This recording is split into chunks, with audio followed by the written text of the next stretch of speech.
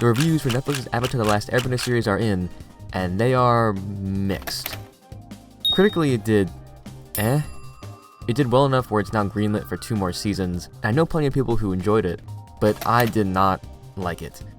I'm firmly in the boat that this adaptation is not good. It feels like a PowerPoint presentation of all the important beats of the series, without actually fleshing out any of the characters, and in some cases, makes them actively worse than in the original. Almost everything that is added or changed either messes with the pacing or interrupts the structure of the story. And I wasn't surprised by any of this when I watched it. My hopes for this adaptation were gutted before it even came out. After the original creators left, and the showrunner said that they wanted to appeal to Game of Thrones fans, I knew this series was cooked. And before I even went to watch, everyone on Twitter was explaining how it was awful. Because of this, I went into the first episode with 0 expectations. I was fully prepared to watch another of my favorite shows be gutted by a live-action adaptation. But then, something weird happened. As I watched the first scene of the show, I actually really liked it. It was a thrilling action cold open, and I began to question, maybe this series is actually good. Then the opening scene ends and we cut to Aang. From there, everything went downhill, and I was left wondering, why did they make this series about Aang?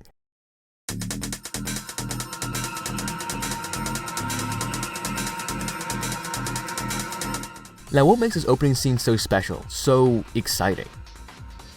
We open on the capital city of the Fire Nation, 100 years before the start of the original Nickelodeon show. As the camera pans down to the street, there's yelling, and all of a sudden, we're brought into a chase scene. A nameless Earth Nation spy holding a scroll sprints through narrow alleyways, chased by dozens of Fire Nation soldiers. Off the bat, not only is this a great chase scene, but the dark blue and green lighting perfectly sets the mood. It's both ambient and stylized, and seeing something like this in the opening scene gave me hope that the rest of the series would look like this. There's clear craft and skill behind the camera. And as the chase continues, we finally get to see our first look at the bending in the series. Cornered, the Earth Nation spy causes the ground to split into spikes that launch towards the soldiers. He then lifts a giant ramp in the center of the narrow alleyway, which he runs on top of to jump over them. It's a fight scene that makes good use of the environment. We see the Earthbender utilizing this tight space, which is usually a disadvantage, to his advantage in this fun action sequence. This is a great way for the creators of the show to comfort any doubts people may have had about the live-action bending. This entire chase scene does so much, fully utilizing the creativity of bending, and the CGI work here looks fantastic. At the end of the alley, another spy waits on 2 ostrich horses. But before the first spy can reach him, he's hit by a fire blast from a soldier. With the last of his strength, the spy launches a scroll towards the other, yelling that the Fire Nation plans to start a war. And as the second spy runs off with the scroll, the other stays to sacrifice himself in order to stall the Fire Nation soldiers. We then cut to the spy now being presented to Fire Lord Sozin as a prisoner. He tells the Fire Lord that he's too late, that he's already leaked the information that the Fire Nation plans to invade the Earth Kingdom. For returning audience members, this sparks intrigue. We have the context of the original. We know that the Fire Nation does not attack the Earth Nation, they attack the Air Nomads. To the spy's surprise, Sozin is pleased with this. He wants this information to be out there. The Earth Kingdom will now rally its troops to protect its borders, and will now ask the other nations to come assist them for the coming invasion.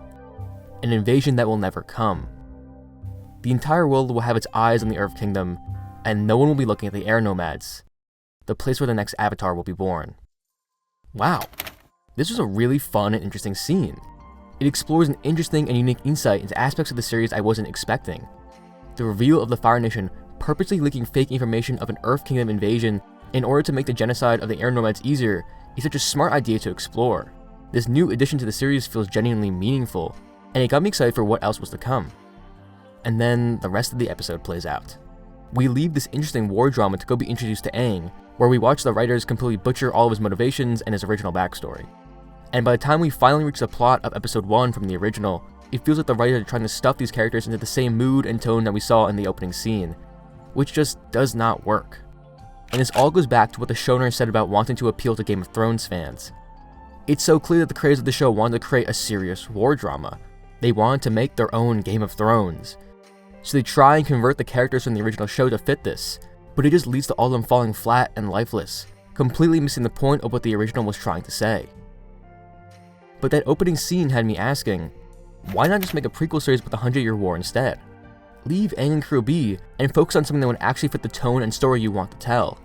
In that opening scene, it was the start of a thrilling political drama. The start of war, deceit, and invasion. And all of this would be very Game of Thrones. exactly what the showrunner was aiming for. And it's not just about not being held back by the original to tell the story you want to tell, it would also justify the switch to live action so much more than just a remake. While animation allows you to push the boundaries of reality, live action lets you explore the subtler sides of life. It's what makes it so great for a series like Game of Thrones. This switch to live action will make these explorations of the political workings and invasions of war a lot more interesting, because it would be a series less focused on the action and more on the performance of the actors. It would be a genuinely good artistic choice to be live action, which is fantastic, because one of the main arguments against live action adaptations is that there's no need for these series to be in live action. Most of the time, the conversion between these two mediums just harms the story, but here there would finally be a reason. Watching Netflix's Avatar series is frustrating. It's so clear the creators don't respect the medium of animation and see live action as superior, instead of seeing the benefits of each. They wanted to tell a different story, but they were forced to retell the original Avatar series. As they try to force the characters to be what they aren't, it's so sad to see how they turn out. Characters like Katara become literal planks of wood in comparison to how they were written in the original. And knowing what it could have been based on that opening scene only makes it more frustrating. The creators don't care about Aang's story, so don't tell Aang's story. Now, if this theoretical prequel series actually did happen, would the writing improve? It's hard to say. While that opening scene is a fantastic cold open, with the quality of writing throughout the rest of the series, it's safe to say that even if the writers did go that route, while better, I don't think it would be that great. Not to mention, visually, this show is just okay. The dynamic lighting and color from the opening scene, completely gone throughout the rest of the episode, and basically from the rest of the show. The blocking and composition is so basic most of the time. And the costumes, that's exactly what they look like. Instead of feeling like genuine articles of clothing, it feels like cosplay. There's no wear and tear, every outfit is pristine, clean, and so out of place. This is something that the M. Night Shyamalan movie wardrobe team understood. Those outfits felt like they were a part of the world. That world felt lived in. Obviously, that movie was even worse than this live action series, and also had some interesting casting choices. But still, it feels like the team working on the wardrobe for this series were so afraid of that adaptation that they refused to have anything similar to it, leading to making arbitrary changes that were for the worst.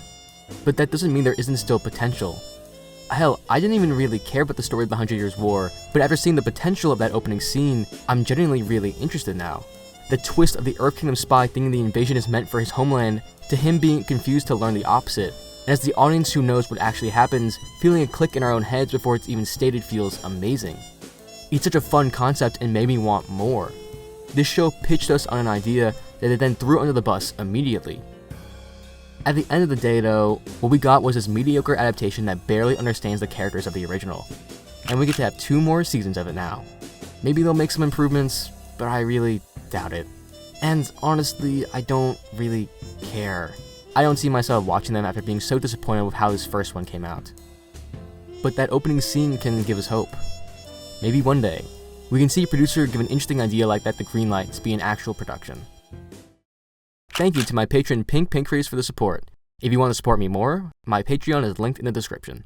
At $5 a month, you get access to Mogurt so you can edit exactly like me, and you also get access to content way earlier and get a mention at the end of every video.